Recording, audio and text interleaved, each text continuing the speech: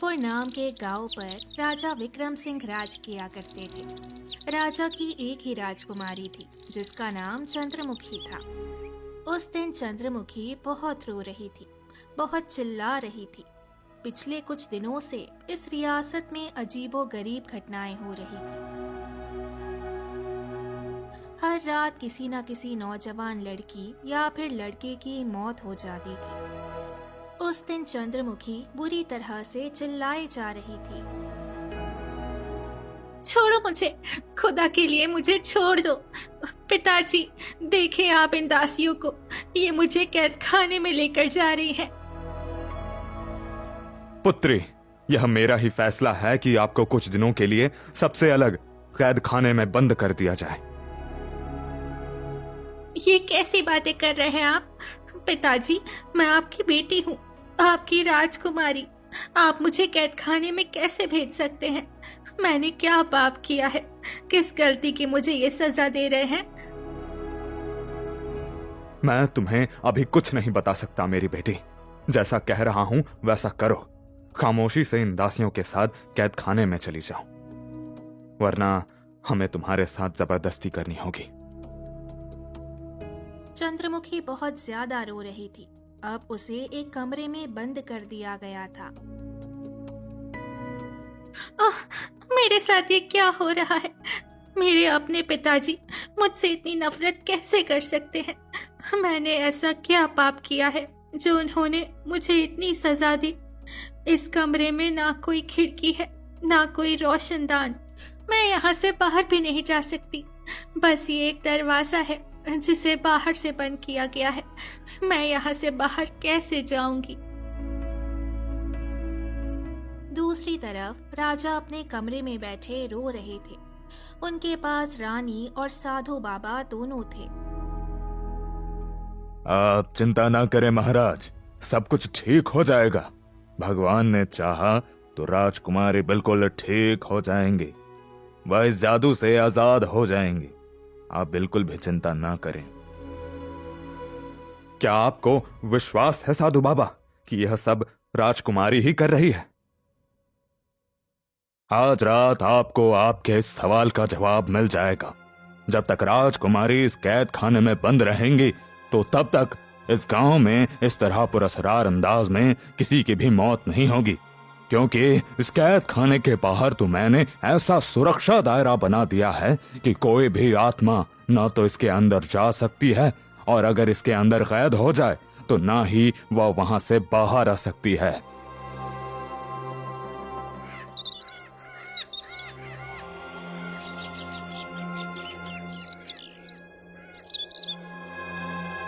एक हफ्ता बीत गया था। दोबारा ना तो गांव में किसी की मौत हुई थी और ना ही किसी को कोई अजीब खौफनाक साया नजर आया था। उस दिन फिर से साधु बाबा राजा के सामने थे। आपको विश्वास हो गया महाराज कि मेरी बात में कितनी सच्चाई थी? साधु बाबा, यह तो मुझे पता चल गया कि यह सब मेरी अपनी बेटी की वजह से ही हो रहा है। अब आप बताएं कि इस समस्या का क्या उपाय किया जाए। एक ही ऐसा आदमी है जो राजकुमारी से इस जादू को खत्म कर सकता है।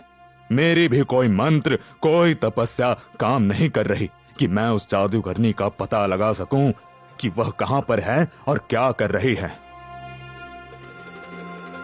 तो कौन है वह आदमी जो हमारी मदद कर सकता है? महाराज, इस मामले में तो मैं भी आपकी कोई मदद नहीं कर सकता। बस इतना आपको बता सकता हूं कि चंद दिनों में वह आदमी खुद यहां पर आ जाएगा और आपको पता चल जाएगा कि कौन है वह जो राजकुमारी को बचा सकता है।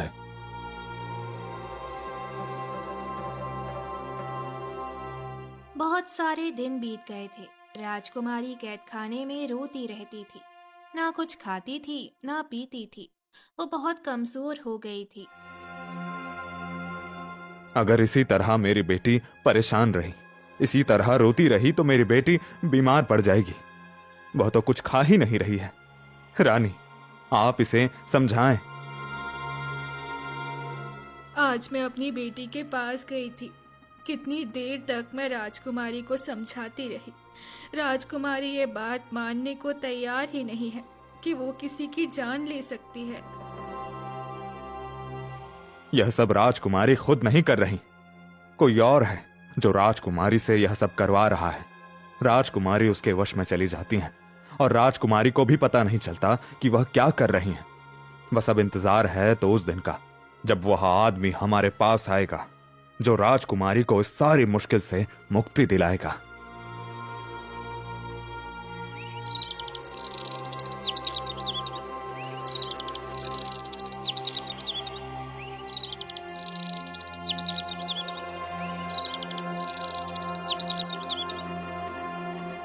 उसी गांव में रामू नाम का एक लड़का रहता था। वो बहुत ही बदनसीब था। वो जब पैदा हुआ था तो उसके माता पिता का देहांत हो गया था। वो एक अनाथ बच्चा था। गांव वाले उसे मनहूस कहते थे। रामू, अरे मनहूस आदमी, तुम्हें कितनी बार कहा है मेरी दुकान पर मत आया करो। तुम्हारा मनहूस साया मेरी दुकान पर पड़ता है तो ग्राहक ही नहीं आते।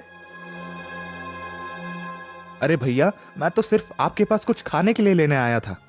क्या करूं, भूख लगेगी तो दुकान पर ही तो आऊंगा ना। मेरी दुकान पर मत आया करो। बाकी जिसके पास तुम्हारा दिल चाहता हो जाओ।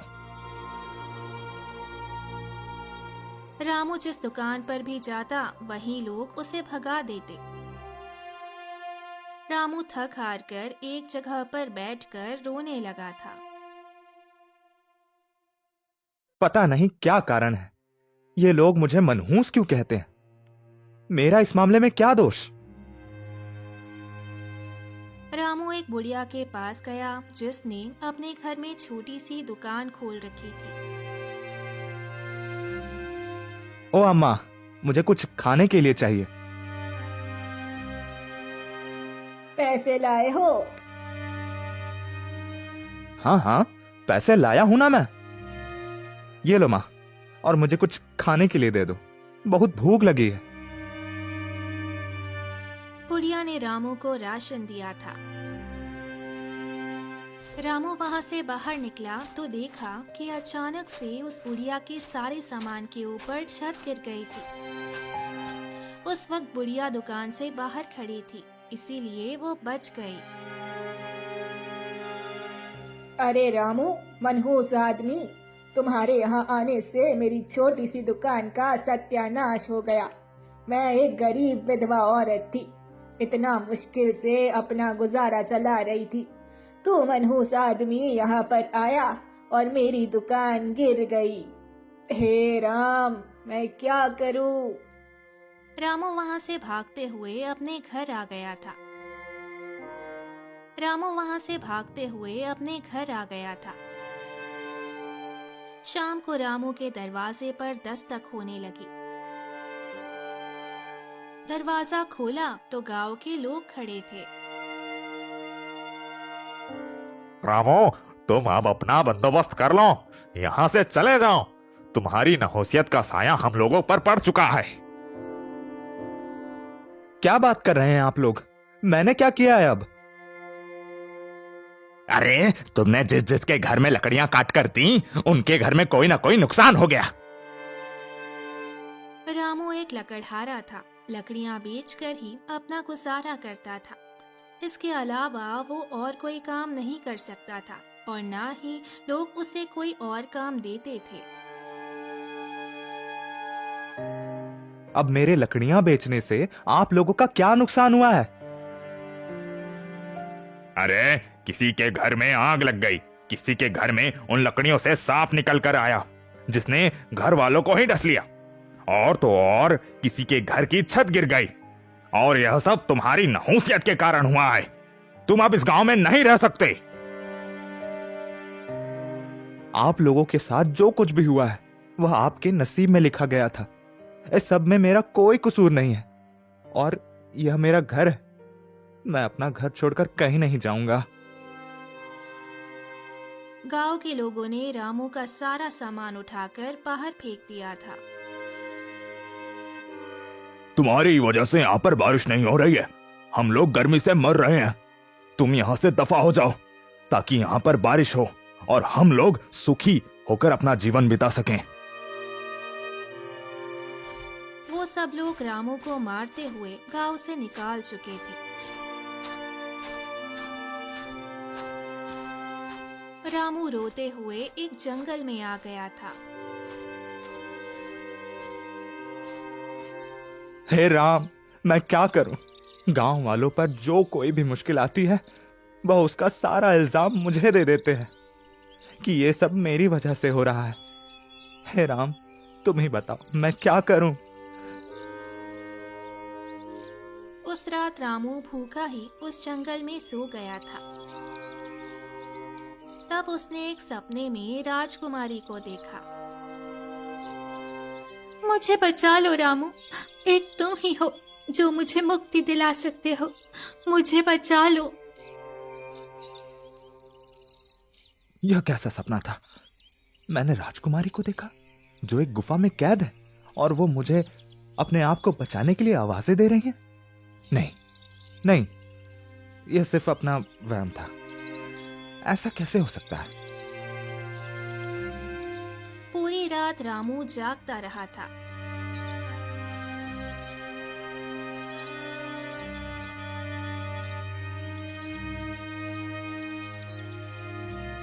अगले दिन उसने लकड़ियां जलाकर अपने लिए खाना बनाया था। वो रात को सो रहा था जब उसने एक बार फिर से वही सपना देखा। मुझे बचा लो रामू, एक तुम ही हो जो मुझे मुक्ति दिला सकते हो, मुझे बचा लो। रामू की आँख खुल गई। मुझे महल जाना चाहिए और राजा को इस सपने के बारे में बताना चाहिए। लेकिन अगर महल के लोगों ने भी मुझे मनहूस कहकर वहां से निकाल दिया तो?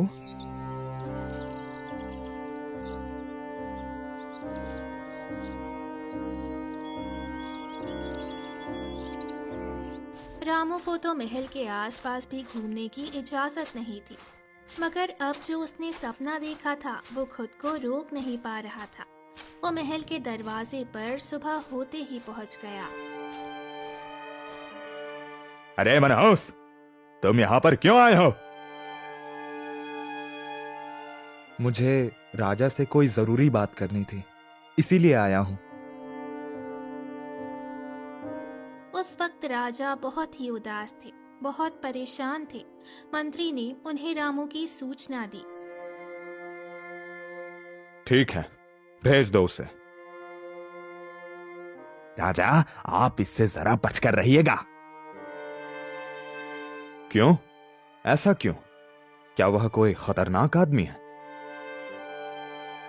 हाँ राजा, इतना खतरनाक आदमी है कि जिसके पास से गुजरता है उसी पर अपनी नहुसियत का साया छोड़ देता है। मैं ऐसी बातों पर विश्वास नहीं रखता। वह आदमी तो फिर बहुत मजलूम है जिससे सब इतनी नफरत करते हैं। ऐसे आदमी से तो प्यार से बात करनी चाहिए। रामू राजा के सामने आकर खड़ा हो गया था। राजा, मैंने रात को एक ऐसा सपना देखा जिसमें राजकुमारी मुझे अपनी मदद के लिए बुला रही थी। अरे, जो यह आदमी बात कर रहा है वो तो मुझे कुछ दिन पहले साधु बाबा ने कही थी कि वह आदमी खुद मेरे पास चल कर आएगा और मुझे पता चल जाएगा कि वही है जो राजकुमारी की मदद कर सकता है। रामू ने अपना पूरा सपना राजा को बताया था। राजा ने साधु को महल में बुलाया। यह आदमी जो मुझे सपना सुना रहा है उसका क्या मतलब है? अरे महाराज, इसका तो साफ साफ यही मतलब है कि यही वह आदमी है जो राजकुमारी को बचा सकता है। मगर सब लोग तो इसे मनहूस, बेवकूफ, पागल, पता नहीं क्या क्या कहते हैं। तो यह काम जो कोई और नहीं कर सकता, तो यह काम रामू कैसे कर सकता है? जिस इंसान को सब लोग कमतर समझते हैं, उससे नफरत करते हैं, कभी कभी वही इंसान इतना बड़ा काम कर देता है कि देखने वाले दंग रह जाते हैं। शायद ऊपर वाले ने रामू से यही बड़ा काम लेकर उसे इज्जत देनी हो। आप ठीक कह रहे हैं, किसी को भी कमतर नहीं समझना चाहिए। साधु बाबा रामू को लेकर जंगल में पहुंच गए थे और फिर उसे सारी बात बताई कि उसे क्या करना है। मैंने आज तक कोई भी काम सीधा नहीं किया साधु बाबा। अगर यह अमल मैंने उल्टा कर दिया, मंत्र मैंने खराब कर दिए या फिर कुछ गलत कर दिया तो राजा तो मुझे जिंदा मार डालेंगे। कोई तुम्हें कुछ नहीं कहेगा रामू, कोई तुम्हें नुकसान नहीं पहुंचाएगा। मेरी बात पर विश्वास करो और तुम अपने आप पर एतमाद रखो कि तुम वो सब कर सकते हो जो कोई दूसरा नहीं कर सकता। यह भी तो सोचो कि यह काम मैंने किसी और को क्यों नहीं बोला, सिर्फ तुम्हें ही क्यों बोल रहा हूं। ठीक है साधु बाबा, मैं आपकी सारी बातों पर अमल करूंगा। बस तुम 3 दिन यहां पर बैठकर यह तपस्या करते रहोगे और फिर 3 दिन के बाद तुम उस जगह पर पहुंच जाओगे जिसके करीब करीब वह गुफा होगी और उस गुफा में ही वह जादूगरनी होगी। और फिर मैं क्या करूंगा जब मैं उस गुफा में चला जाऊंगा तो? जब तुम उस गुफा में चले जाओगे तो तुम्हें वहां पर एक शीशे की बोतल नजर आएगी, जिस बोतल में राजकुमारी का अक्स तुम्हें नजर आएगा। बस तो सबसे पहले यह करना कि उस कांच की बोतल को तोड़ देना और फिर उस जादूगरनी के गले में जो सुर्ख रंग की माला होगी वह उसके गले से उतार कर आग में जला देनी है और फिर जल्दी से उस गुफा से निकलकर बाहर आ जाना है। इन सब से क्या होगा साधु बाबा? और मुझे यह बताइए कि उस जादूगरनी ने राजकुमारी पर क्यों जादू किया है? इससे यह होगा कि जो जादूगरनी ने राजकुमारी पर जादू किया हुआ है वह फौरन जादू टूट जाएगा और जादूगरनी की भी उस माला में ही जान है। माला को जलाने से वह मर जाएगी। और हाँ, सवाल की जादूगरनी ने ऐसा क्यों किया, तो उसकी राजा के साथ पुरानी दुश्मनी है। राजा ने उसके काले करतूतों की वजह से उसे गांव से निकाल दिया था, इसलिए वह राजकुमारी से बदला ले रही है। मगर एक बात मुझे समझ नहीं आ रही साधु बाबा, क्यों जादूगरनी ने राजकुमारी पर कैसे जादू किया और आप अपने जादू से उसका क्यों पता नहीं पा रहे? बेटा, तुम्हारे पहले सवाल का जवाब यह है कि एक दिन राजकुमारी अपनी दासियों के साथ जंगल में शिकार के लिए निकली थी। वह जब जमीन पर चल रही थी तो अचानक उनके पांव में एक कांटा चुभ गया, जिससे खून निकलने लगा।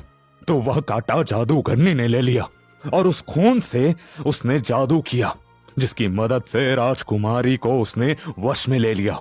उसका जब भी जी चाहता तो वह आधी रात को राजकुमारी पर अपना जादू करके उनसे कत्ल करवाती थी।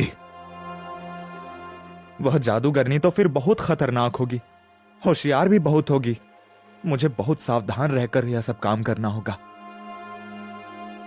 हाँ, तुम्हें बहुत सावधान रहना होगा।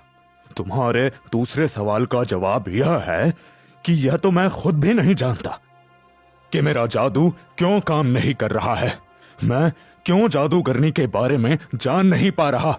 शायद उसने अपने जादू से अपने आसपास एक ऐसा घेरा बनाया हुआ है कि कोई भी उस जादू के घेरे को काट नहीं सकता।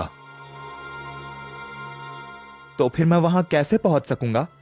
मुझे यह समझ नहीं आ रहा। इतनी होशियार जादूगरनी मुझसे कैसे मार खा सकती है? बेटा, तुम लड़ने से पहले ही अपनी हार के बारे में मत सोचो। तुम ज्यादातर अपनी कामयाबी पर विश्वास करो कि ऊपर वाला तुम्हें कामयाबी देगा। और अब तुम अपना वक्त बिल्कुल जाया मत करो, तुम अपना अमल शुरू करो।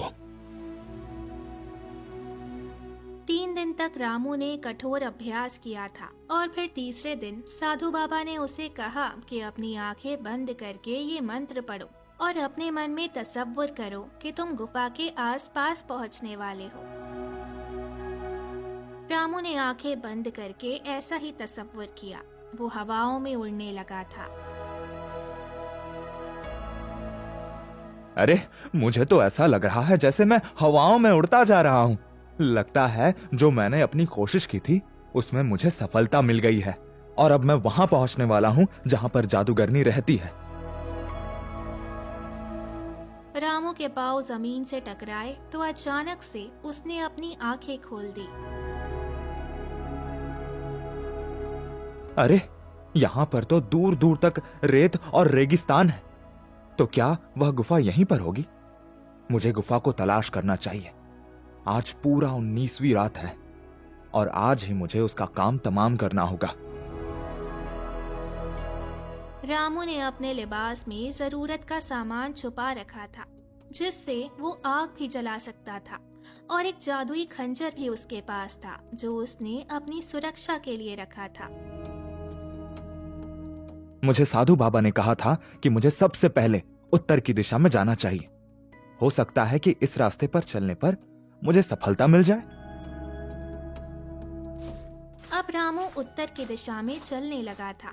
उसे दूर से गुफा नजर आई।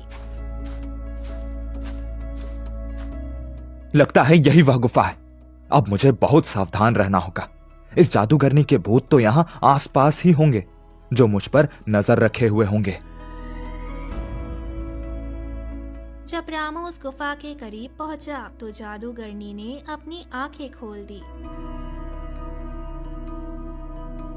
अरे, ये अपने गांव का सबसे बेवकूफ आदमी मेरे पास क्यों आ रहा है? सब कहते हैं कि ये मनहूस है। लगता है अपनी नहूसियत का साया मुझ पर डालने के लिए आ रहा है। मगर मैं तो जादूगरनी हूँ, मुझ पर इसकी नहूसियत का साया कैसे पड़ सकता है? आने दो इसे, आज मैं इसे खूब अच्छा सबक सिखाती हूँ। जब रामू गुफा के अंदर आया तो सबसे पहली नजर उसकी जादूगरनी पर पड़ी थी। उसके साथ ही एक छोटी सी बोतल थी जिसमें राजकुमारी का अक्स नजर आ रहा था। मैं बिल्कुल सही जगह पर पहुंचा हूं। अब मुझे एहतियात से काम लेना होगा। इस जादूगरनी को कुछ शक नहीं होने देना। रामू चलते हुए उसके पास आकर खड़ा हो गया था। आप कौन हैं? और आप इस वीरान जगह पर इस गुफा में क्या कर रही हैं? तुम क्यों आए हो यहाँ पर रामू? अपनी बात बताओ। अरे, आप तो मेरा नाम भी जानती हैं। अभी तो मैंने आपको अपना पहचान तक नहीं बताया।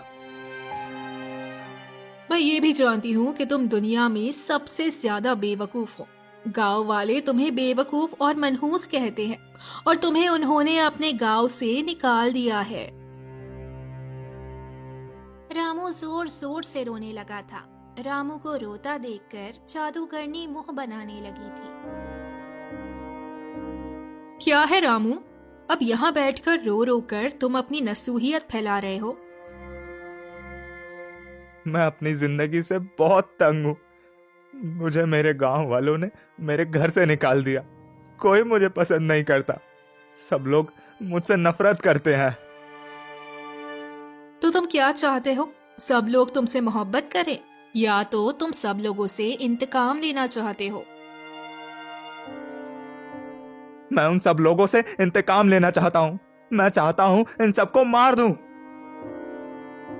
जो काम मैं इस राजकुमारी से करवा रही थी, अगर वही काम इस लड़के से करवा लूं तो? अरे वाह, आज तो मुझे बैठे बिठाए इतना बड़ा फायदा मिलने जा रहा है जिसकी मुझे उम्मीद भी नहीं थी। इस आदमी के दिल में तो इंतकाम की आग भी जल रही है। ये तो और भी अच्छी बात है। आप मेरी मदद कर सकती हैं? आप मुझे बहुत पहुंची हुई लग रही हैं। आप अगर बिन कहे मेरा नाम जान सकती हैं, मेरे बारे में जान सकती हैं, तो फिर आप मेरी मदद भी कर सकती हैं।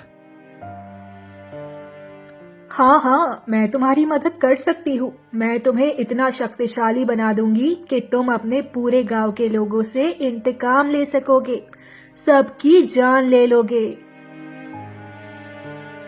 अच्छा, अगर ऐसा है तो मैं हमेशा आपका गुलाम बनकर रहूंगा। बस ठीक है, अब तुम अपनी आंखें बंद करके मेरे सामने बैठ जाओ और जैसा जैसा मैं कहती जाती हूँ वैसा करो। अब वो जादूगरनी आंखें बंद करके ऊंचे ऊंचे मंत्र पढ़ने लगी थी। जादूगरनी जानती थी कि ये आदमी बहुत बेवकूफ है और ये उसे नुकसान नहीं पहुंचा सकेगा, मगर वो क्या जानती थी कि वो अपनी बेखबरी में मारी जाने वाली है। दुश्मन को कभी भी कमतर नहीं समझना चाहिए और ये गलती वो कर गई थी। रामू ने जल्दी से अपना आग जलाने वाला सामान बाहर निकाला। एक हाथ में उस बोतल को पकड़ा और दूसरे हाथ में जादूगरनी के गले से वो सुर्ख रंग की माला निकाली। अरे ये क्या कर रहे हो मूर्ख, मेरी माला क्यों पकड़ी है तुमने? तभी रामू ने वो बोतल जोर से जमीन पर मारी और अपने माचिस से उस माला को आग लगा दी। हाय, ये क्या कर दिया तूने? मैं अपनी बेखबरी में मारी गई। मैंने इस बेवकूफ आदमी पर विश्वास किया। मैं सोच भी नहीं सकती थी कि ये बेवकूफ आदमी ऐसी हरकत भी कर सकता है। यह तो मैंने भी कभी नहीं सोचा था कि मैं इतना बड़ा काम कर सकता हूं। सब लोगों ने मुझे बेवकूफ और मनहूस कह कहकर मुझे यही एहसास दिलाया था कि मैं कुछ अच्छा नहीं कर सकता, और अब मुझे विश्वास आया है कि मैं ना तो बेवकूफ हूं और ना ही मनहूस। मैं वह काम कर सकता हूं जो कोई और नहीं कर सकता। रामू जल्दी से भागते हुए उस गुफा से बाहर निकला था और वो गुफा नष्ट हो गई थी। अब मैं जल्दी से वह मंत्र पढ़कर वापस उसी जगह पहुंच जाता हूं। रामू ने मंत्र पढ़ा और वापस उसी जंगल में आ गया जहाँ पर साधु बाबा खड़े थे। मैंने कहा था ना रामू, तुम वह काम कर सकोगे जो कोई दूसरा नहीं कर पाया। मैं, जिसने इतने सालों तक तपस्या की है, जिसके पास इतनी शक्तियां हैं, यह काम मैं भी ना कर सका रामू। ऊपर वाले ने तुमसे कर दिखाया। अब तुम खुद को किसी से कमतर नहीं समझना। मुझे विश्वास हो गया साधु बाबा कि मैं किसी से भी कमतर नहीं हूं। साधु बाबा रामू को लेकर महल में चले गए थे। राजा ने रामू को गले से लगा लिया और फिर राजा ने रामू का विवाह अपनी राजकुमारी से कर दिया था।